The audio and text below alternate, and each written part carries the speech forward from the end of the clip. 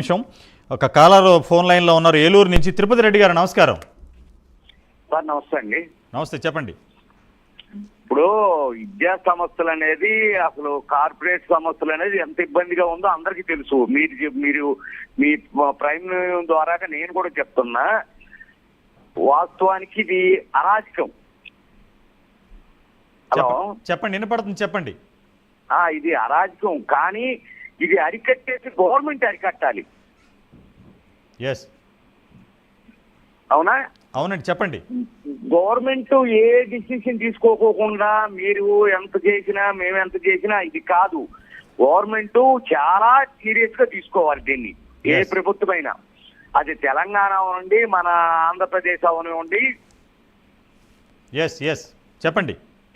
ఇది మీరు ఎంతో కష్టపడుతున్నారు, కానీ ప్రేక్షకులు బాగా చూస్తున్నారు. నాలాంటి వాళ్ళు చూస్తున్నారు, అందరూ చూస్తున్నారు.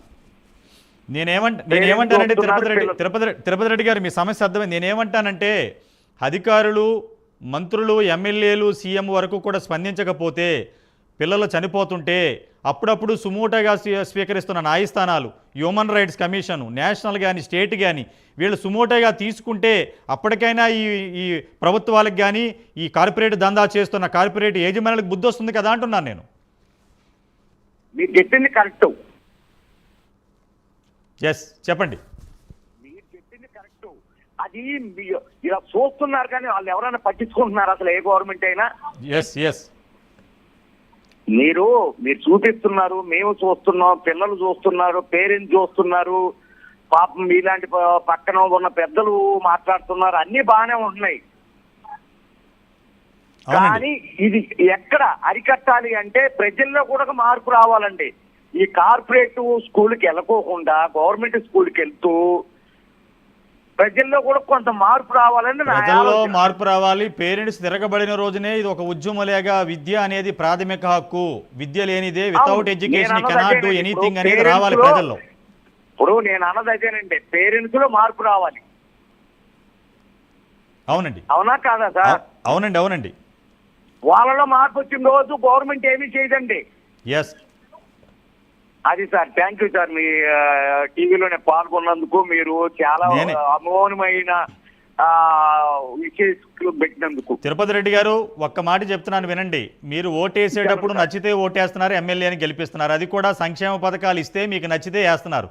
నేనేమంటానంటే, ఈ ఎడ్యుకేషన్లో సమూలమైన మార్పులు రానప్పుడు మీరు ఎందుకు మీ ఎమ్మెల్యేని నిలదీయరని అడుగుతున్నాను నేను.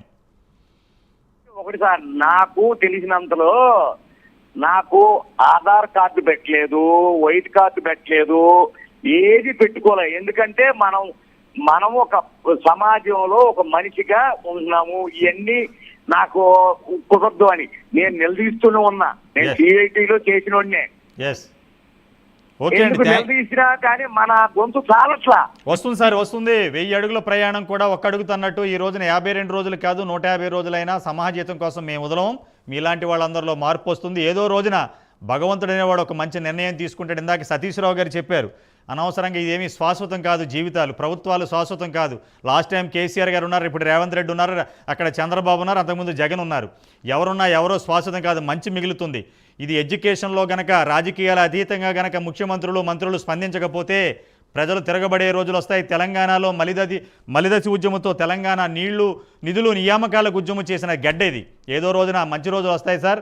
మేము అప్పటిదాకా పోరాడుతుంటాం. మాకు సహకరించినందుకు మీకు ధన్యవాదాలు. సతీష్ రావు గారు చెప్పండి. మీరు అంటున్నారు ఇందాక పదవుల శాశ్వతం కాదు. డిగ్రీ కాలేజీలో కేసీఆర్ గారు ఒక దోస్తు తీసుకొచ్చి ఒక చరిత్రను సృష్టించారు. రాజకీయాల గురించి నేను మాట్లాడట్లేదు. నిర్ణయాలు తీసుకుంటే మీడియా ప్రశంసిస్తాం, తప్పు అయితే మేము ప్రశ్నిస్తాం, మా పనేదే. కానీ ఇప్పుడు ప్రతిపక్షంలో టీఆర్ఎస్ ఉంది. మీరు ఎందుకు దీన్ని అసెంబ్లీలో లేవనెత్తి మొత్తం ఈ యొక్క ప్రక్షాళన చేయాలని మీరు అసెంబ్లీలో లేవనెత్తాలని నేను అడుగుతున్నాను. ఏమంటారు మీరు? తప్పకుండా రాజు గారు, తప్పకుండా సత్యనారాయణ గారు, ఇది ప్రతి ఒక్కరు సమస్య ఇది. ఎందుకంటే ఒక డిపార్ట్మెంట్, ఒక జడ్జి గారు అయినా, పోలీస్ డిపార్ట్మెంట్ వారైనా, ఇంకా వేరే డిపార్ట్మెంట్ అయినా, లేకుంటే ఆల్రెడీ ఒక పేరెంట్ వాళ్ళ పిల్లలు ఆల్రెడీ ఇంజనీరింగ్ అయినా, డాక్టర్లు అయినా, ఎవరైనా వాళ్ళు ఈ క్రాస్ చేసి ముందుకు వచ్చిన వాళ్ళే. ప్రతి ఒక్కరికి ఈ సమస్య తెలుసు. ప్రతి ఒక్కరి దృష్టిలో ఈ సమస్య ఉంది, ఇది ప్రాబ్లం ఉంది, ఇంటర్లో ఈ మాఫియా, కార్పొరేట్ మాఫియా జరుగుతుందని ప్రతి ఒక్కరి దృష్టిలో ఉంది. ప్రతి ఒక్కరు ఈ బాధ్యతల నుంచి ముందుకు వచ్చిన వాళ్ళే. పొలిటీషియన్ అయినా, మినిస్టర్స్ అయినా, ప్రతి ఒక్కరు వాళ్ళ పిల్లలు ఇంటర్ తర్వాత ముందుకు వచ్చిన వాళ్ళే కదా. ప్రతి ఒక్కరి నోట్లో ఉంది, ప్రతి ఒక్కరి నోటెడ్లో ఉంది. కాబట్టి దీన్ని ఏదో విధంగా ఒకటి మంచి క్లారిటీగా తీసుకొని ప్రభుత్వము చేయాల్సింది. ఇంత లక్షల మంది ఇబ్బంది పడుతున్నారు. ఈ లక్షల మందికి ఎక్కడ ఏమొస్తుంది, ఏ గ్రేడ్ ఏంది, బి గ్రేడ్, డి గ్రేడ్ కాలేజీలు, మంచి క్యాంపస్ ఉండాలా. సిటీ ఇప్పుడు మనము ORR, RRR అంటున్నాము. దూరం పోండి, 5 ఎకరాలు 10 ఎకరాల్లో కాలేజ్ కట్టండి, ప్లే ఉండండి. 10th అయిపోయినాక ఇంటర్ లో కూడా వాళ్ళు ఇంటర్ కాంపిటీషన్స్ అని రకరకాలుగా వీళ్ళు ప్లే కూడా వాళ్ళకి ఇచ్చినట్టు చూడండి. అట్లుండాలి. కానీ 500 గజాల్లో 800 గజాల బిల్డింగ్ కట్టి పార్కింగ్ లేకుండా మొత్తం ఒక్కొక్క రూమ్ లో 6, 7, 8 మంది పెట్టి వాళ్ళని ప్రెషర్ గా గురి చేసి పిల్లలు చదవకుంటూ వాళ్ళు తల్లిదండ్రులు లక్షల్లో ఫీజు కట్టి సబ్జెక్ట్ వాళ్ళు తక్కువ ఉన్నా వాళ్ళ ప్రెషర్ తోటి వాళ్ళు చనిపోవడము, సూసైడ్ చేసుకోవడం మనం ఎన్నో చూస్తున్నాం. మీరు ఈ మంచి ప్రోగ్రామ్ ఇది. ఎందుకంటే ఇది ఒక భావి తరాల భవిష్యత్తు. ఇది 10th వరకు అయిపోయినాక ఇంటర్ అనేది ఇక్కడి నుంచే టర్న్ అవుతారు. వాళ్ళు మంచి బాగుపడాలన్నా చెడిపోవాలన్నా. కాబట్టి దీని మీద గవర్నమెంట్ స్పెషల్ గా తీసుకొని దీన్ని ఎట్లయినా ముందుకు పోయి, ఎక్కడైతే మన క్లెవర్ స్టూడెంట్స్ ఉంటారో వాళ్ళు ఈ ఫీజు కట్టలేక వాళ్ళు అక్కడ ఆగిపోతున్నారు. వాళ్ళు ఆగకుండా గవర్నమెంట్ ఈ గ్రేడ్ లో తీసుకొచ్చి వాళ్ళని కూడా ఈ ఫీజు కట్టే వాళ్ళు, ఫీజు కట్టని వాళ్ళు రెండింటిని ట్రాక్ చేసుకుంటూ పోతే సమాజానికి మంచి వాళ్ళని అందించినట్లయితే, మనం ప్రభుత్వంలో పెద్ద స్టేజ్ లో ఉన్నప్పుడు ఇట్లాంటి మంచి కార్యక్రమాలు చేసే శాశ్వతం చరిత్రలో మీ పేరు శాశ్వతంగా ఉంటది. ఇప్పుడు గవర్నమెంట్ పెద్దలు ఉన్నవారు ఎవరైనా దీని ఇమీడియట్ యాక్షన్ తీసుకోవాలి. ఎందుకంటే ఒక ప్రైమ్ లైన్ గత 55-60 రోజుల నుంచి దీని మీద పోరాటం, యుద్ధం చేస్తుంది రోజు. కాబట్టి ఇప్పటికైనా ప్రభుత్వం పెద్దలు మేల్కొని దీన్ని ఏదో విధంగా అసలు ఏం జరుగుతుంది, ఎందుకు అవుతుంది, అసలు ఎక్కడ లోపం ఉంది, దీన్ని ఎట్లా సెట్ చేయాలా, దానికి ఒక జ్యుడిషియల్ ఎంక్వైరీ చేయొచ్చు, ఒక కమిషన్ వేయొచ్చు. ఏదన్నా మీరు చేసి దాన్ని ఒక క్లారిటీగా తీసుకొస్తే బాగుంటుందని మేము గ్రౌండ్ లెవెల్ ప్రజలు, విద్యార్థుల తల్లిదండ్రులు, ఆల్రెడీ సీనియర్స్ ఇంటర్ దాటిన వాళ్ళు కూడా చాలా మంది, ఇప్పుడు నేను పెద్ద సీనియర్స్ తోటి అడిగితే కూడా కరెక్ట్ అది గ్రౌండ్ లో ఆ ప్రాబ్లం ఉందని చెప్తున్నారు. ఇంకా ఇంటర్ పిల్లలు వాళ్ళు చెప్పలేరు, వాళ్ళు ఇప్పుడే 10th అయిపోయింది, వాళ్ళకి అంత చెప్పే అవగాహన ఉండదు. కాబట్టి మనం ఆల్రెడీ పెద్దవాళ్ళైనా ప్రతి ఒక్కరు ఈ సమాజంలో ఉన్న ప్రతి ఒక్కరు దీని బాధ్యతగా తీసుకోవాలి. మా పిల్లలు ఇంటర్ లేరు కదా, మాకు ఇప్పుడు సంబంధం లేదు, అట్లా కాదు. మనం ఒకటి ఆల్రెడీ మనం ఫేస్ చేసి ఇక్కడ దాచినాం. మనకు జరిగిన నష్టాన్ని మనం వేరే చేసుకుంటూ మనం దీని మీద ప్రతి ఒక్కరు అవేర్నెస్ లో ఉండాలి. ఇంకొకరికి విధంగా నష్టం జరగకూడదు అనేది మేము కోరుకునేది. ఒక్క నిమిషం. డెఫినెట్ గా మీరు అన్నట్టు మేము రేపు అసెంబ్లీలో కూడా డెఫినెట్ గా దీని మీద లేదు మీరు చాలా ఇక్కడ మాకు ప్రభుత్వాలు పార్టీలతో సంబంధం లేదు సతీష్ రావు గారు, మాకు ప్రభుత్వాలు పార్టీలు సంబంధం లేదు. మీరు ప్రతిపక్షంగా మీరు పోరాటం చేయవలసిందే. ఈ అధికారుల యొక్క అధికారాన్ని అడ్డం పెట్టుకుని ఈ నాటకాలు ఆడుతున్న అధికారులను కూడా కంపల్సరీ శిక్షించవలసింది. ఎందుకంటే ఎంతమంది ప్రజల డబ్బు కోట్లాది రూపాయలు వీళ్ళు మాఫియా చేతులకు వెళ్ళిపోతుంది సార్. ఎందుకు స్పందించరు? భారత రాజ్యాంగం ఉంది, సుప్రీంకోర్టులు ఉన్నాయి, న్యాయస్థానం అయినా కూడా ఎవరో సీరియస్గా తీసుకోవట్లేదు విద్య మీద. సుబ్రహ్మణ్యం గారు లైన్లో ఉన్నారు, వారితో మాట్లాడదాం. ఒక నిమిషం. సతీష్ రావు గారు. సుబ్రహ్మణ్యం గారు నమస్కారం అండి. నమస్తే సార్. నమస్తే, చెప్పండి. మీరు ఇందాక నుంచి చెప్తున్నారు, నేను వింటున్నాను చాలా రోజుల నుంచి. కానీ ప్రభుత్వాలలో ఉండే మంత్రులు వాళ్ళే ప్రైవేట్ ఇన్స్టిట్యూషన్స్ నడుపుతూ ఉంటే వాళ్ళు ఎక్కడ యాక్షన్ తీసుకుంటారండి. వాళ్ళు యాక్షన్ తీసుకోవాలని అనుకోవడం కూడా మన అమాయకత్వం అవుతుంది. చెప్పండి. కాబట్టి మినిస్టర్లు ఎవరు? పోయినసారి గవర్నమెంట్ లో మీరు తల్లిదండ్రులకి తప్పంటున్నారు.